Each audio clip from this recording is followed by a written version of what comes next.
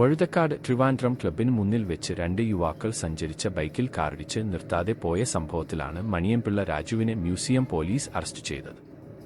അപകടം നടന്ന ശേഷം വാഹനം നിർത്താതെ പോയതും പിന്നീട് കാർ ഒളിപ്പിച്ചുവെച്ചതും കേസിൽ വലിയ തിരിച്ചടിയായിരിക്കുകയാണ്. 1. മണിയംപിള്ള രാജുവിന്റെ വാദം, ഭയവും അസുഖവും. അറസ്റ്റിന് പിന്നാലെ താൻ ഒരു ക്യാൻസർ സർവൈവർ ആണെന്നും നിലവിൽ ചിക്കുൻഗുനിയ ബാധിച്ചതിന്റെ അവശതകൾ ഉണ്ടായിരുന്നുവെന്നും നടൻ വ്യക്തമാക്കി.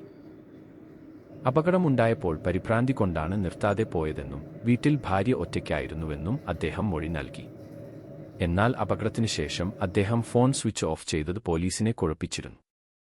2. ഒളിപ്പിച്ച നിലയിൽ കാർ കണ്ടെത്തി. അപകടമുണ്ടാക്കിയ KL01 CJ04 നമ്പറുള്ള വോൾവോ കാർ ടെന്നീസ് ക്ലബ്ബിന് പിന്നിൽ ഒളിപ്പിച്ച നിലയിലാണ് പോലീസ് കണ്ടെത്തിയത്. MVD ഉദ്യോഗസ്ഥർ കാർ വിശദമായി പരിശോധിക്കും. ബ്രേക്ക് തകരാർ ഉണ്ടായിരുന്നോ അതോ മനഃപൂർവമായ അശ്രദ്ധയാണോ അപകടത്തിന് കാരണമെന്ന് ഈ പരിശോധനയിലൂടെ വ്യക്തമാകും. 3. CCTV ദൃശ്യങ്ങൾ പറയുന്നത്. അന്വേഷണത്തിൽ നിർണായകമായത് അപകടസ്ഥലത്തെ CCTV ദൃശ്യങ്ങളാണ്. കാർ അമിതവേഗതയിലായിരുന്നില്ലെങ്കിലും ബൈക്ക് യാത്രക്കാർ റോഡിലേക്ക് തെറിച്ചു വീണിട്ടും വാഹനം നിർത്താൻ നടൻ തയ്യാറായില്ലെന്ന് ദൃശ്യങ്ങളിൽ വ്യക്തമാണ്. നാട്ടുകാരാണ് പരിക്കേറ്റ യുവാക്കളെ ആശുപത്രിയിലെത്തിച്ചത്. 4. പരിക്കേറ്റവരുടെ നില ഗുരുതരം.